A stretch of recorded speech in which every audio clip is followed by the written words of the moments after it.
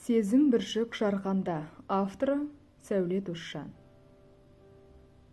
Мелістің үйінен шыққанымда, көшенің арғы бетінен апамның қарасы көрінді. Тура маған қарай келе жатыр. Аяғымды қанша жылдан бассам да өз қақпамызға еніп үлгермедім. Апам екеумізде көшенің біздің үй жағына өткенімізде табаным жерге жабысып қалғандай. Екі үйдің арасындағы жолдың шетінде қаттымда қалдым. Ұрлығымның үстінен түскендей болған апамнан сескеніп, жүрегім тарсылдап, аузыма тығылды. Тіпті маңдайымнан суық тер бұрқ ете түсті. Мені көре ол кісі жүрісін бұрынғысынан да жылдамдатып келеді. Екі етегі делеңдеп, екі қолын әскерше сермеп, аяғымен жерді тесіп жіберетіндей тепкіленеді. Ашулы екенін құлап берен жүрісінен алыстан байқап тұрмын. Жақындағанда жанарынан от шашырап, тұтыға: «Не болды? Көшенің ортасына байланып қалдың ғой», деді. Қабағы түйіліп, түнеріп кетіпті. «Ештеңе, сізді күтіп тұрғаным ғой», деп міңгірлеп, қақпаны ішке қарай итердім, шетке сырылдым. Апам алдыма түсіп, екпіндей үйге ұмтылды. Сүтке тиген мысықтай болып сүмірейіп еріп келем. Бақша жақтан әкем қарсы шықты. Ақ көңіл адам ғой, апамның қабағын байқамады да. «Апаң екеуін қайдан қыдырып келесіңдер?» деп маған жылы шырай сөйледі. «Қыдырып жүрген мына сенің қызың екі үйдің арасын жол қылып. Мен райсабестен келем», деді апам зілді дауыспен. «Кештетіп не қып жүрсің райсабесте?» деп әкемде кемпірін тергеуге алып жатыр. «Сәбестен шығып тағы бір жерге бардым», деді де, алдымызға түсіп алып үйдің есігін жұлқа тартып ашып, ішке еніп кетті.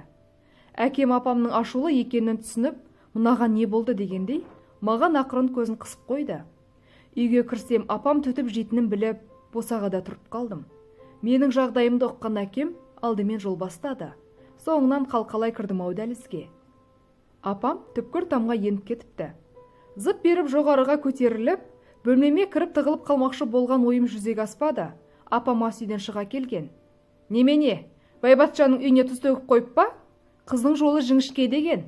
Есі дұрыс қыз бала бөтенің үйіне бармайды, сөзге ілігет, маңайдың бәрі аңдыған көз», деп зіркілдеп келе жатыр еді. Менің артымда тұрған әкем: «Аңдығыш көздер ауылда қалды. Мұнда Өміржанды танымаса, бізді кім таниды дейсің? Қойсаңшы Жәмиға», деді, мені жақтағандай болып. «Сол үйдегілердің өзі сөз қылады». Апам қашан оңай жеңістік беруші еді. «Аяшжан ана мүгедек баланы аяп барып жүр ғой. Байғұсты өз басқа қатарларда іздеп келмейді. Көңілі жарым баланың күні бойы іші пысады. Барсын, қайта сауап болады», деді көкем. Жүрегі жұмсақ әкешім-ау. Менің мелісті аяп баратынымды байқап жүріпті ғой. «Тегі деймін де, қыз баланың шат есіктен сығалағандай болып жүргені ұят қой», деп апам әпсетте көкемнің құрығына түсе қалды. Ашуы тарқай бастағаныма төргі бөлмеге қарай өтіп: «Аяш, далаға жайып қойған көк жастығымызды алып келші», деп даусы жұмсара қалды. Құстай ұшып барып шарбаққа іліп қойған көк пүліш жастықты әкеліп, апамның басына жастай қойдым. «Өх, жаным-ай», деп жан шақырған сәтін пайдаланып, үйдегі шатақшыға: «Апа, мен бармасам да Меліс біздің үйге келсе бола ма? Керемет күй тартады. Көкеме өнерін көрсетсін» дей қалдым. Әкем есік алдында малдасын құрып, қайыстан бірдеңе кесіп отырған. Менің сөзіме: «Солай ма? Күйді қайдан үйреніп жүр?» деп елең ете түсті. Әкем ән күй десе, ішкен асын жерге қоятындардың қатарынан еді. Жол апатына түспей тұрғанда музыка мектебінде оқыпты. Қазір ұстазынан үйінде дәріс алып жүр, дедім. Мелістің өнерге деген талабының тауда екенін дәлелдей түсу үшін. Онысы жақсы екен. «Келсе келсін», деп апамның келісімін сұрамай-ақ мәселені шешіп бере қойды. «Ол қайтып келеді? Шешесі біздікіне жібере ме?» деп апам әкемнен аса алмай дұрыс көңіл білдірді. «Арбасымен сыртқа жүре береді ғой», дедім.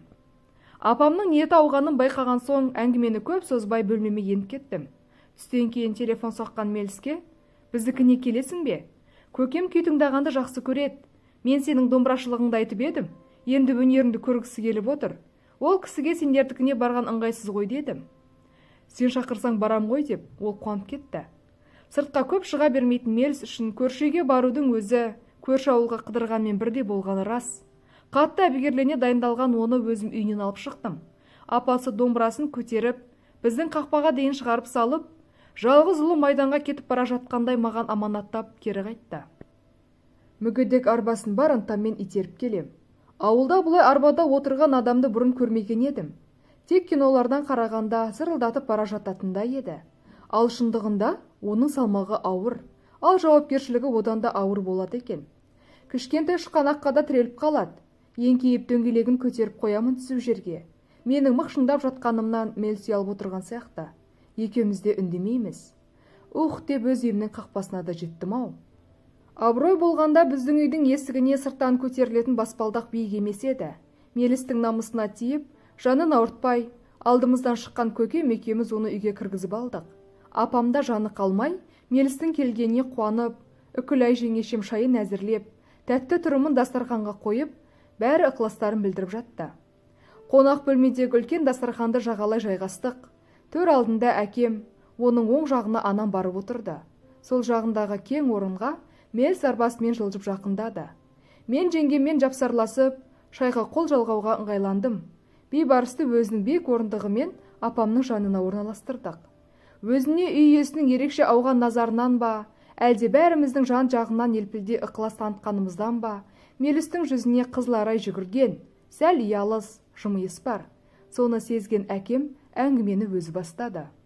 Мелс, біздің төрт қабырғамен таныса отыр. Қонақ бөлме осы. Мына өзің отырған төрде, елден келген талай сыйлы ағайын етчеп, бас мүжіген. Бүгін Аяшқа қонақ болып келіп қалған екенсің. Оның үстіне қолыңда домбыра ұстаған сері жігіт көрінесің деп, қонақ көңіліндегі ыңғайсыздықты сейілтіп, әзіл араластыра күліп қойды. Әкем майын тамызып әңгіме айтқанды жақсы көретін. Ертеректегі аңыздарды айта бастағанда, аузыңды ашып, көзіңді жұмып тыңдайсың. Өңірден шыққан күйшілер жайында айта бастағанда, алдыға тартылған тамақтың дәмі кіріп, апамның ыстық шайы балтатыйды. Бір кезде әкем, Мелісжан, домбыраңды ала келіпсің? Қанекей, көрсет өнеріңді. Одан кейін бізде ауылдың алтауызын айтармыз деді. Баяу қоңыр даусымен қонаққа салмақ сала. Арбасын үстелден кері қарай итеріп, жан-жағын шолақ қарап, бос тұрған орындықты байқаған Мелс, Аяш, ренжіме маған ана орындықты жақындатып берші деп өтініш айтты. Өз үйінде қимылдауына барлық мүмкіндік жасалған. Мұнда амалсыздан ата-анамның көзінше маған ұсыныс жасауда. Лып етіп барып әкеліп берген орындыққа қолын созып, бар салмағын сала көтеріліп, аяғын сүйретіп барып, жайғасып отырды. Арбасын артқы жағына қарай итеріп қойып, жанында сүйеулі тұрған домбырасына қол созды. Алдымен әдеттегісіндей, домбыраны құлақ күйін келтіріп алған. Бабына келдау дегенде қанатын қыранша қомдап-қомдап қойды да, бізге қарап сәл жымиып, Әлқиссадан бастаған жөн шығар деп алды да, Нұрғисаның беташар күйін төгілдіре жөнелді. Ғасырдан ғасырға, ұрпақтан ұрпаққа жалғасып келе жатқан, қасиетті қара домбыраның пернелері бойымен, салалы саусақтары іркілмей сырғанап, шанағынан күй қалқытқанда, бәріміздің жанымыз тебіреніп кеткен еді. Үлкендер тұрмақ, кішкентай бейбарыстың өзі қыңқылдауын қойып, домбыра тартқан Мелс ағасына қарап, тып-тыныш отыр. Меліс күйді жай тартып қана қоймай, оның шығу тарихын, шығарушысы жайын айта отыратын әдеті бар еді. Мұны ол ләззаттана, бар ықыласымен айтады. Тыңдаушысын тамсандырып, елетіп әкетеді. Қазірде Нұрғиса Тілендиевтің бала мишкасынан бастап, ата толғауы, балбырауын, саржайлау, келіншек күйлерін тартты. Нағыз қазақ қазақ емес, нағыз қазақ домбыра деп, қадырақын жырлаған қасиетті домбыраның шанағынан төгілген, сиқырлы күмбірге бөленген шаңырағымыз бұл жолы бір қарық болып қалғаны анық. Бір тамшы судан теңіздің, бір уыс топырақтан жердің қасиетін аңғаратын ұлттың ұрпағы, домбыраның дың еткен дыбысының өзінен адам жанын баурап алатын, бір сиқырды оңай аңғарып, бар болмысы сол сиқырлы үнге айналып жүре беретіндей. Музыкамен әлемді әлделеуге, әрі жан жарасын жазуға болатынын ғалымдарда дәлелдеп жүр. Меліс күй арасында осындай ойларында іркілмей айтып отырды. Домбырадан төгілген күй әуезі біздің жұпыны шаңырақты әлдеге бөлеп, ашық тұрған терезеден күзгі баққа, одан зеңір көкке қарай әуелеп жатты. Көкеммен апамның бір жасап қалғаны түрлерінен көрініп отырды. Бір кезде Мелс, аға, апа, енді аз кем демалайын деп жымиып, домбырасын арбасының жанына сүйеп қойған сәтінде көкем бойын мақтаныш кернеп, Мелс, балам, біздің үйде өнерден құр алақан емес, енді менің Аяшымның қалай ән салатынын тамашалайық демесі бар ма? Менің ән салатынымды Мелс білмейтін. Әкемнің сөзіне елең етіп, сосын распа дегендей, жанары жарқ етіп маған қарады. Ұялғаннан екі бетім алаулап қоя бергем. Көкеме жеңешем де, Аяш, бізге бір ән салып берші, Бурылтайды айтшы деп қосыла кетті. Апам жаратпай тымырая қалды. Жап жақсы күй тыңдап, жаңа ғана қырыс-тырысы жазылып, жадырап отырған апам, әкемнің маған ән салдырғысы келгенін ұнатпай қалғаны жүзінен көрініп қалды. Әнді қайтесің, кітабыңды оқы, өлмей әртістің оқуына жібермеймін, әнші болсаң бұзылып кетесің деп. Әншейінде тыйып отыратын ол, ауылда жүргенде көркем өнерпаздар үйірмесіне де қатыстыртпайтын. Ұстаздарым жақсы бір кештер ұйымдастырғанда, мені әдейі үйден шығармай қоятын еді. Бүгінде сол қарсылығы бетіне шығып отыр. Әй, осы менің апама дауа жоқ қой. Өзі біреудің баласының өнерін тамашалайды, ал өз баласының бойындағы өнерді тұншықтырады. Аяш, деді Мелс, сені тыңдаймыз дегенді емеуірмен ұқтырып, қасын кере қалып. Мен не істерімді білмей, жаутаңдап апама қарай бердім. Әкем жағдайымды жеңілдеткісі келді де, әудемейтін қазақ болама деп, өзінше бізге ілтипат білдіріп, басын бір иіріп алды да, өзінің баритон даусымен екі жиренді бастап кетті. Көшкенде жылқайдаймын аламенен, ауылыңа барушы едім даламенен. Әкемнің зор дауысы жан жүректі тербеді. Жақсы ән тыңдаған адамның жанын жадыратып, ерекше күйге бөлейді емес пе? Әудемейден қазақ жоқ деп әкем дұрыс айтады. Дегенмен бұл киелі өнер кез келген адамға қона берсе, қадірі болмас еді-ау. Көкеме дауысы табиғат тартқан. Өкінішке қарай, жас кезінде арман етсе де, бала қырандай қанатын қомдап, биікке талпынуға ол кезде жағдайы да, қолдаушысы да болмаған. Екі жирен жалын түйген, жалғанда ғашығымсың, жаным сүйген. Бақ шіркін, көкемнің даусын-ай. Кең далада шырқар болса, бабаларымыз айтпақшы, қозы көш жерге жетер еді-ау. Менің де әнге құмарлығым осы көкемнен ауысқан шығар, қанның құдіреті керемет қой. Бірақ ағам апама аумай тартқан. Әнмен де сөзбен де ісі жоқ. Не нәрсені де тоқ еткізіп қарап отырады. Шаруаға келгенде апам айтпақшы, өлгеніне қарамайды. Жұмыс дегенде үйден бірінші болып кетіп, ел жатарда елекен болып оралады. Түннің ортасында шақыра қалса да, ләм демей, кене салып жүгіріп кетеді. Апам жарыса тұрып, қайда тарттың тағы десе, шақыртып жатыр деп күн көтереді. Сенсіз бәлнісі қирап, аурулар қырылып қалама десе, апа, мен Гиппократ антын бергем дейді. Өй жаныңды жеген сенің антың бар болсын деп, амалы қалмаған апам ұлынан түңіліп, өз төсегіне беттейді. Үкілай жеңешем болса, қайта өнерге сол бейім. Сызылып салар әдемі дауысы бар. Екеуміз жаңа әндерді жазып алып, бірге үйреніп жүреміз. Әкем енді қайықтаны бастаған. Ондағысы бәрімізді әнге тарту еді. Ол қулығы жүзеге асып, бәріміз қалай қосыла шырқап кеткенімізді өзімізде байқамай қалыппыз. Жан-жағыма қараймын, жеңешем, Мелс, тіпті апам да. Ескегіңді бер шымаған, мен есейін сен еспе деп, көкеме қарап, тамсана шырқап отыр. Әсеменді әуелете түсіп, бәріміз бірге аяқтағанда, бұл ауылдың алты ауызы болды. Енді қонақ кәде сұрайық деп, көке Мелске қараған. Аға, мен күйшертіп берейін, әнге жоқпын деп күлді қонағымыз. Сосын домбырасының құлақ күйін келтіріп, аз отырды да, ерке сылқымды төгілдіре жөнелді. Шіркін, өнердің құдіреті-ай, тіпті апамның өзі де шыдамай, өй айналайын-ай деп жіберген. Енді өнерін Аяш көрсетсін деп, көкем күй аяқталып, әсері серле түскенде тағда маған қолқа салды.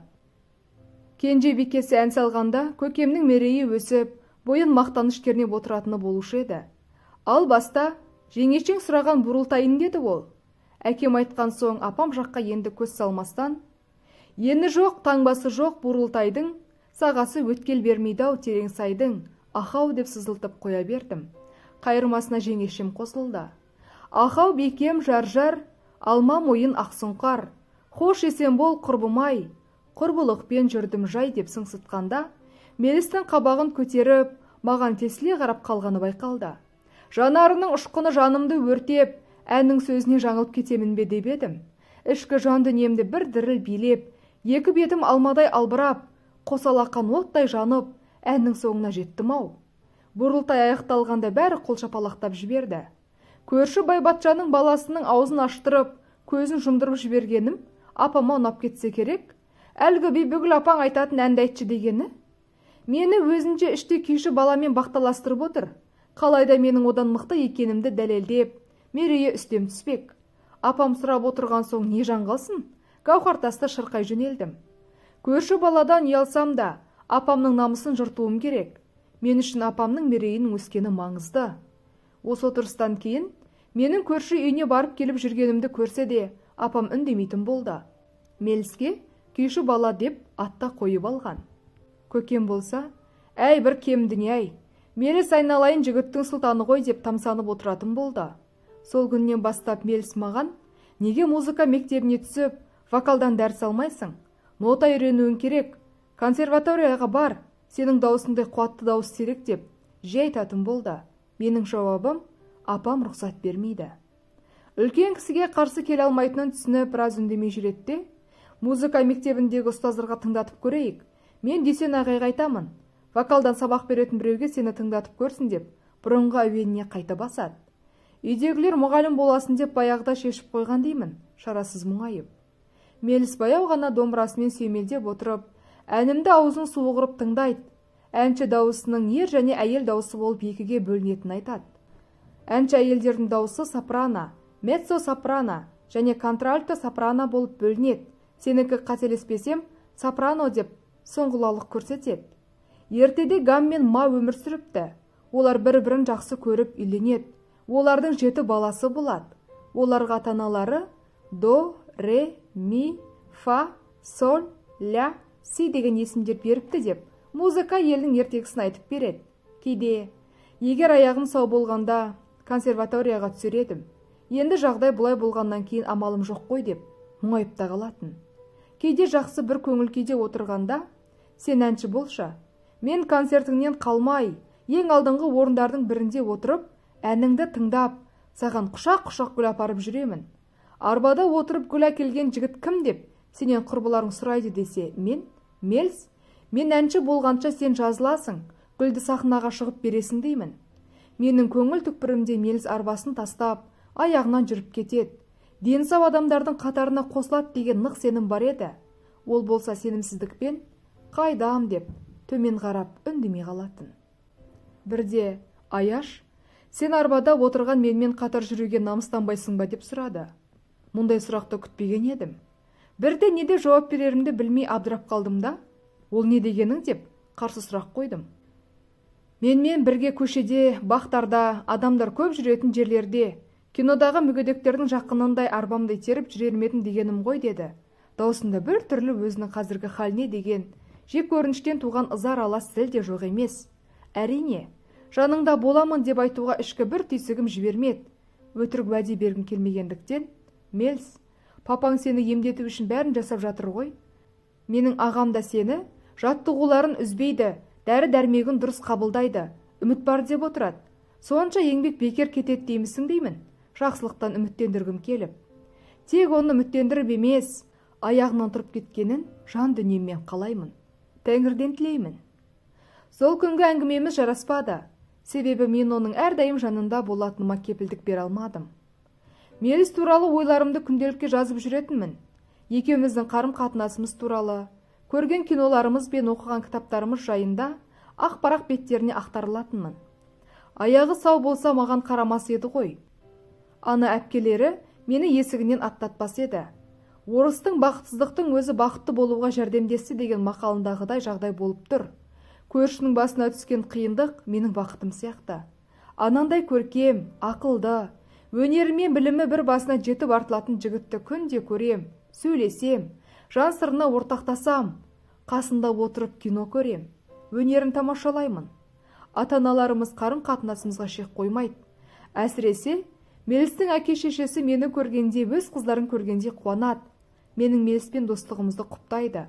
Тек әпкелері неге екенін түсінбеймін, мені менсінбейді. Хан сарайының тәкаппар ханшайымдары сияқты. Меліс бүгін кілең жылқылар туралы кинофильмдерді жинап алып, қарап отыр екен. Аяулым, мен осы жағдайға түскенге дейін аттың құлағында ойнайтынмын. Нағашыларым жылқышы. Жаздай солармен бірге Шалкөденің жазығында атқа мініп, желмен жарысатын едім. Кішірек кезімде бәйге атына мінгенмін. Сол кездерімді сағынып еске алып отырмын деді. Нағыз құстай ұшып, құлындай құлдырыңдап жүретін шағында арбаға таңылған оған деген аяныштан жүрегім қанжылады. Мелс, папам шетелге емдетуге апарамын деп отыр. 2 аяғымен жер басып жүруді армандаймын дегенде жүрегім шым ете түсті. Ұзаққа кетсе, маған да қиын шығар. Сағынамын ғой деп ойладым. Қанша уақытқа деп сұрады. Сонда ұзақ боламыз деді. Менің ойымды оқып отырғандай, сені сағынатын шығармын деді. Мен де сені сағынамын дегенді батылым барып айта алмадым. Ештеңеге алаңдама, емделіп кел, күзде бірге саябаққа барамыз дедім, бар болғаны. Мына суретке өткенде папам фотографты үйге алып келіп түсірткен, біреуін саған берейін деп, алақандай түрлі түсті суретін сыйлады, артына аяулымға, мәңгілікке деп жазыпты. Неге мәңгілікке деп күлдім? Сен мені ұмытып кетпесін деп, деді. Мен сені ешқашан ұмытпаймын деп, қалай айтып қойғанымды өзімде байқамай қалдым. Бірге үйге Шарайна деген сыныптас қыз келгенде, Мелістің сол суреті қағаздарының арасынан сусып, дәл алдына түспесі бар ма? Ол да жылдам екен, бас салған. Мен қолынан жұлып ала алмадым, суретке жабысты да қалды. Мына сұлу жігіт кім? Жігітің бе деді салғаннан. Жоға дедім жұлып алғандай. Көршінің баласы, берші деп қолымды создым. Ол қадалып қарап қояр емес. Көршіңнің суретін неғып кітабыңа салып жүрсің? Әй қоқыс, ұрланып қарау үшін бе деп тықылдап, мені қағытып әуре. Айтарға сөз таппай, айна берші деп жалындым. Ол суретті жоғары көтеріп, шыныңды айт деп қоймай, мүгедек бала ғой ол деп қалғанымды байқамай, тілімді тістей қойғам. Масқара, маған не болды? Мелістің тән жарасын жұртқа жары еткенім бе? Менің мүгедек бала ғой дегенім әсер етті ме? Қандай көркем жігіт, қай жерінен кемістеді? Кемістеген сөзі жаныма тікендей қадалған. Көлік апатына түсіп, аяғынан жүре алмай қалған деп, шындықты жасыра алмадым. Дегенмен кемістеген сөзі ішімді тырналап, құлағымда жаңғырып тұрғандай. 2 аяғымен жер басып жүруді армандайтын, сені сағынатын шығармын деп, қиын сәтте ұнжырғасын түсірмеген жаны да, тәні де сұлу азаматқа кеміс, мүгедек деген сөздерді таңдырып осы маған не болды деп ойлағанда, көз алдына Мелістің ойлы жанары келіп, ұяттан өртендім. Досыма сатқындық жасағандай жайсыз күйге түстім.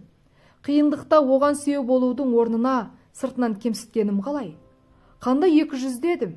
Өз-өзімді іште аямай сөктім. Сол 2 арада, Аяш, сен ару жігіттің жылтыраған түріне ғашық болып жүрмісің деп, Шарайна да қояр емес. Оның қатыгездігіне таң қалып жүзіне үнсіз қарай бердім. Алайда жуастығым оның мысына төтеп бере алмай, мен оған ғашық емеспін деп қойып қалдым. Аяш, мен сенің жан досыңмын ғой, жанашырың ретінде саған шындықты айтайын. Мына мүгедекке бола уақытыңды сарп етпе. Арбаға бір таңылған адам ары қарай сола береді, есіңде болсын. Өңешіңді созып, үміттеніп жүргенде жастығың өтеді. Әрі мен білетін сенің апаң екеуіңді қоспайды да, ойлан деді. Ол ауыз-аузына жоқпай біраз сусылдат. Қаяна жалғыз қызының өмірін қорғылып, мүгедекке таңып береді. Жоқ, апаң келіспейді, сен де ақмақ болма деп, тағы біраз бастырмалатты. Аузы сүйреңдеп, кәдімгі көп өмір көрген кексе әйелдей көлгірсейді. Қолындағы суретті керексіз заттай үстел үстіне лақтыра салғанын қайтерсің. Сөйтті де, әңгімені басқа арнаға бұрып әкетті. Дегенмен ақыры сөзіміз жараспаған. Ол көңіл күйімнің күрт түсіп кеткенін көріп, өзде ұзақ отырған жоқ. Тез қоштасып шыға жөнелді. Жан дүние мастан кестең болып мен қала бердім. Оқу жылы аяқталуға таяған шақ болатын. Бір күні Шарайна, қайдан есіне түскенін қайдам? Көршің қалай деп сұрады. Біраз болды, шетелге емделуге кеткен деп едім. Арбаға таңылғандардың аяғынан тұрып кетуі қиын ғой. Керемет жігіт екен. Обал болыпты дегені. Сөздері тағы да жүрегіме қанжар болып қадалды. Үндей алмай қалдым. Бұл күні үйге ұнжырғам түсіп оралдым. Жазғы демалыста Меліске деген аяушылығым сағынышқа ауысып, 10 минут өткізген әр күніммен сағатымды ойлап, терезе алдында көршінің үйіне телміріп отыратын болдым. Ала жаздай кітапқа қадалып, одан қалса тауық құсап терезенің алдынан түспей қалдың ғой. Кәне көріңде басын тынықсын, ауылға барасын деген апамның бұйрығымен Ақтамға барып бой жазып қайтпақ болдым. Аяшты өзім апарып тастайын деп, апам да бірге баратын болды. Демалыс күндерін ыңғайлап, ағам бізді жолға алып шыққан. Бұрын бір жерге бара қалсақ, селкілдеп автобуспен жүретін отбасымыз, енді ағамның әппақ мазасымен ауыл қайдасың деп, желде есіп келеміз. Жыл бойғы табысын жинап, көктемде қолдан алған Маздасы ерек қара жолды жылдам артқа тастап, сырылдап-ақ келеді. Апам мен көкем баратын жерлеріне қиналмай жететін болды деп, жеке көлікке қолымыз жеткеніне шын қуанғанмын. Ағамның да жұмысына қатынауы жеңілдеп қалғандай. Түскі асқа салбырып жетіп келеді. Аяғы ауыр жеңгемде дәрігерге қаралуға көлікпен баратынды шығарды. Ағам қызметке ілінгелі отбасының әлеуеті жақсарып қалған. Бұрын көкемді көзге ілмейтіндер, қазір баласының абырой арқасында бұрылып келіп, қолын алып, той-томалақ жасайтындар, Өмірхан Сапарыштың шешесі қалып қалмасын дейтіндей дәрежеге жетіп қалғанбыз. Ақтамнан ыңыршағымыз шықпаған кезде бірде бар, бірде жоқ болып жүрген күнімізде көшіп едік. Ақтамда отырғанда жаман бір отбасы болдық. Сыныптағы оқушылар бай кедей болып бөлінгенде, жағдайлары тәуір қыздар мені қатарларына қоса бермейтін. Үйтіп кемсіткен қыздардан үндемейтін мінезім ғана құтқаратын. Апам да кей жерлерде елеусіз қалып қалса, Өмірханым доғдырдың оқуын бітіріп келсе, ауырған сырқағаны бар, барлығы алдымдар зыр жүгіріп жүретін болады деп, өзін-өзі жұбататын. Сол сөзі дәл келген апам әулеме дерсің. Бәрін қойып, апам бүгін білдей доғдыр баласының әппақ мәшинесімен келе жатқанына көңілі тоқ, үстіне бар тәуірін іліп алып, көліктің алдында гүл жайнап отыр. Мен артқы жағында ыңылдап ән салып келемін. Ауылдағы үйді сатып кеткенбіз. Ендігі барар жеріміз апамның сіңлісі Бібіхан деген апамның үйі. Оның өзім Құралпы, Жайдары деген қызы бар. Екеуміз ес білгеннен бірге өстік. Оны да сағынып қалғанымды сезіп келем. Ақтамға апаратын жол кең жазық даланы қақ жарып, аспанға атылған ыстық сулары бар егістік алқаптардан өтіп, тауға қарай өрлей қашады. Көлігіміз желде есіп, сол қара жолды қуалап келеміз. Көкке ұмтылған биік таулардың бауырындағы қарағай, шырша, қайыңдары алыстан самсаған қалың әскердей көрінеді. Туған жердің ғажайып табиғатына қарап, тамсанбасыңа болмайтындай. Ауасы қоңыр салқын, самалы маңдайынан сипап, жаныңды жадыратады. Көлік терезесін түсіріп, туған жердің саф ауасын рахаттана жұтып, қоңыр самалына тұла бойымыз елжіреп ауылға да жеттік. Апам алқып-шалқып ақ мәшинеден түсті. Сөйтіп бәріміз нағашылардың ыстық құшағына күмп етіп құлағанбыз. Ауыл азаматтары ағама арнайы келіп, құрметпен қолын алып жатыр. Мен болсам, сағынған Жайдармен табысып мәзбіз. Нағашы жездеміз еш жиғызбай бір қойды алып ұрып, бата ала салысымен бауыздап тастады. Апалар жағы бауырсақ пісіріп, қыз жеңгелер үстелді ілезде жайнатып жіберген. Ауыл үшін біздің келгеніміз кішігірім той болды.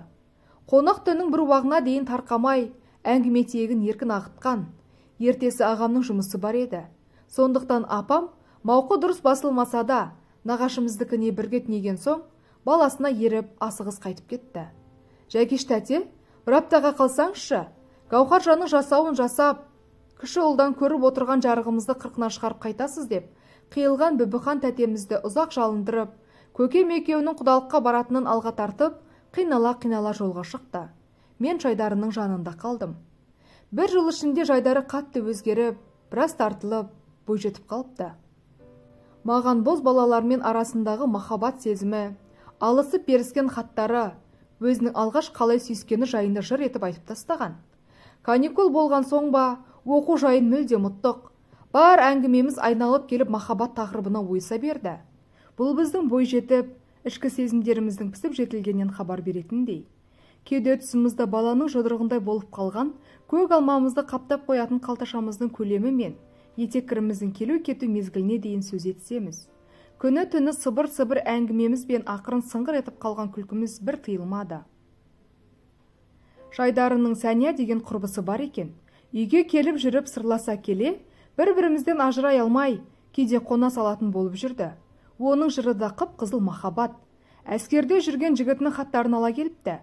Жаздың қоңыр салқын түнінде ауладағы дәу еменің астындағы тапшанда жатып, Жайдары сол хаттарды дауыстап оқып, біз тыңдаймыз. Арасында аузымызды қолмен жауып, тұншыға күліп аламыз. Өзіңе ие болып жүр деген жігіт сөзі мен үшін тіпті жұмбақ. Бұл нені білдіреді деймін? Ой, түнгі ләззаттарын ұмыта алмай жүр ғой. Өзі жоқта басқа біреумен сондай сәттерді бөлісе деп қорқатын шығар дейді. Салдырлаған ашық Сәния ішкі сырын жайып салғанда еш іркілмей. Мен аузым аңқиып, аңтан қаламын. Демек Сәния әскердегі жігітімен төсектес болып үлгерген екен ғой. Менің түсінігімде Қыз бала уәделескен жігітімен сүйісуден әрге бармауы керек. Сәния болса, айтқанын біз біреуге жайып қоядауда демейді. Көктемде үлкен әпкемді ұзатқанда, құдаша болып барған ауылда бір жігіттің сұлтанын көріп көңілім кетті. Ол да маған құлап тұрған соң, көзбен ұғысып, елден бөлініп, ауыл сыртына шыққанбыз. Құшағымыз ажырай алмай қалды. Нағашы әжесінің үйінің алдындағы қоймаларының ішінде табысып қойдық. Содан бері бір-бірімізді ұмыта алмай жүрміз деген беті бүлк етпей. Жайдары оның бұл сырын бұрыннан білетін сияқты аса таңғалмады. Ол сенің қыздығыңның бар жоғын білмеді ме деп сұрады. Қараңғы бөлмеде нені байқайды дейсің? Мен бірінші рет болғандай даусымды шығарып жібердім ғой деп, өзінің жол тауып кеткенін, шеберлігіне өзі мәз болды Сәния. Екіқабат болып қалам деп қорықпайсың ба? Мен үшін ең сұмдықтың көкесі сол сияқты. Білмеймін деп иығын қиқаң еткізді қыз. Етеккірін келіп жүрме деп сыбырлайды Жайдары.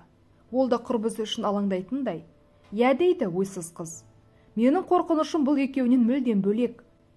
Екеуі де алмай кетсе қайтесін деймін, төбе құйқам шымырлап. Екеуі де мектеп бітірген соң маған ти деп жүр ғой деп, күлді Сәния, қаперінде түк жоқ. Түн қараңғысы оның жүзін тұмшалап көрсетпеді. Екі бірдей жігітті алдап жүрген Сәнияның мына қылығы не құптарымды, не даттарымды білмедім. Одан әрі ұйқы құсып, екі қыздың әңгімесін тыңдауға шамам болған жоқ. Жұлдызды түнге еркелеген, желдің емен жапырақтарын жұлқылап ойнағандағы алуан дыбыстарға құлақ түріп жатып, көзім ілініп кетіпті. Осы ауылда бала кезімнен жаныма жақын болған Зайнапхан деген ұйғыр қыз бар еді. Оны біз Зинка дейтінбіз. Әкесі Аблашем колхоз төрағасы болатын. Шешесі Жаңыл өзіміздің әпкеміз, апамның сіңлісі болып келетін. Зинканы апам жиен дейді. Ертесіне сол Зинканы іздегем. Жүрген жерін күлкіге қарық қылып жүретін әзілкеш, сөйлегенде де сөздің түбін сүретін. Аузын ашса күле беретінбіз. Сол Зинкада қыз болып қылтиып қалыпты. Бір-бірімізді көріп қуанысып, өткен кеткен балалық қызықтарымызды еске алдық. Мейрамбектің алғашқы махаббат әнінің жаңадан шығып, ел арасында тарап кеткен кезі. Алғашқы махаббат жүректі тербейді, мәңгілік баққысым, қоштасқым келмейді деп, әлде кімді аңсап, қосыла, жан дүниемізбен егіле шырқап, жарым түнге дейін отырамыз.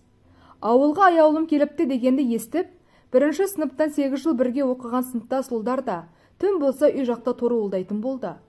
Жасанып алып, майысып шығып тұрамыз. Ауылдағы жалғыз ескерткіш қойылған аллеяда жиналып, у-шу болып ойының түбін түсіріп, кейде қос-қостан бөлініп алып, жүрегіміз ала бұртып, жұлдызды аспанға себепсіз көз тігеміз. Қыр басында жіңішке өзен ағатын. Бірде сол өзендегі су диірменнің маңайына бардық. Бала кезімізде ұстаздарымыз экскурсияға шығасыңдар деп сыныбымызбен бір жолға ішіп жейтін ас ауқатымызды алдырып, қаздай тізілдіріп, қыр асырып, өзеннің жағасын алып баратын. Ауылымыздың талай сыры мен құпиясына қанық, қырымен белесі, төбесінен төніп тұрған хан тәңірімен аспан тауы құшағын ашып, келе ғой деп тұратындай еді. Қазірде сыныптастар қосылып, сол жерлерде құлындай ойнақ сала құмарымыз қанғанша аралаймыз. Жас өспірім жігіт болып қалған Қасен қасыма келіп, Аяш, қыздардың кішкене қалып жүрші, бірден айтайын деп едім дейді. Бұл ұсынысын орынсыз көріп, бетіне ошарыла қараймын. Жайма? Айтарым бар еді деді. Айта бер, құлағым сенде. Жұрттың көзінше айтпаймын деді де, ренжіп қалған кісінің кейпін танытып, сәл кейіннен ауылға жеткенше соңымыздан ілесіп келе жатты. Ауылға жақындай бере, аяулым деген тағы да. Иә Қасен, тек оңашада оқышы деп, алақанға сиятындай бүктелген хатты ұстата салған. Мен есімді жиғанша жылдамдата басып, ұзапта кетті. Жігіттер бізді Жайдарының үйіне дейін шығарып салған. Кешке клубтағы би кешіне баратын болып келістік. Бағана Қасен сені жағалап жүреді ғой, не дейді деп, күлді Жайдары шай үстінде.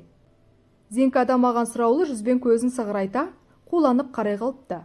Оңаша сөйлесейік деген ет, бармадым. Мына хатты берді деп, көйлегімнің жан қалтасынан манағы хатты алып, Жайдарыға бере салғам. Бұл қылығымның орынсыз екенін іштей білсем де, құрбыларымның алдында бұл хаттың мен үшін бәленде мағынасы жоқ екенін білдіргім келгендей. Өзім ашып оқығанда жоқ едім. Ауылға келгелі жүрегімнің түпкіріне жасырынған, меліске деген сезімім анда-санда бас көтеріп қоятын. Оның қалың қара қасының астынан тесіле қарайтын, мың торлаған жанары жиі елестейтін. Өзі шамалас жігіттер қырға шығып қыдырып, қызға қырындап жүр. Меліс болса, амалсыз арбаға таңулы. Хасен жазған хатты Жайдары дауыстап оқып, Сәния мен Зинка біраз талқылады. Мен де қосылып қоям. Меліске ауған көңілім Хасен байқұстың сезімін қайтсын. Мың ойланып, жүз толғанып жазылған хаттағы әрбір сөздің бозбала жүрегін жарып шыққанында ойламадық. Қыздарға не керек? Қызық керек. Бала ғашыққа жауап жазу қайда? Ауылдан кеткенше сол хаттағы сөздерді бір-бірімізге айтып күліп жүрдік. Ағам мені әкетіп бара жатқанда, қара жолдың бойында көлігімізді ат үстінен көзіме шығарып салып тұрған бозбаланы содан қайтып көрмедім. Мектеп бітіріп, әскерге барып келген соң, жүк мәшінесімен жол апатына түсіпті деп естігем кейін. Хат ұсынған қолының дірілін сезінген сәтім, сол бір ат үстінде көліктің соңынан қарап тұрған кезі ғана ойымда қалып қойды. Жыл артынан жыл өтіп, жастық шақ баяғыда қырасында қалып қойған бұл күнде, аңғал балалық шағымның бір белгісіндей, сол бозбала бейнесі көз алдыма келеді. Қыздар жігітің бар ма деп қоймаған соң, бір күні Меліс туралы айтып бердім. Олар, Аяш, сал болып қалған адамға қалай ғашық боласың деп, өре түрегелді. Онымен келешегің не болады? Ойладың ба? Қыздымен, одан балада таба алмайсың дегенге дейін барды. Айтқандарына қарсыласар дәлелім жоқ. Қосыла кетуге Мелісті қимаймын. Оны Хасен құсатып, қыздардың алдында мазақ етуге дәтім бармады. Мен үндемеген соң, оларды арғы жағын қазбалап сұрамаған. Махаббатты жырлап жүріп, бір жетінің қалай өткенін де байқамай қалыппын. Аптаның соңында алып кетуге ағам келді. Ауылда өткізген жазғы демалысым аяқталып, достарымды қимай, мен де жолға шықтым.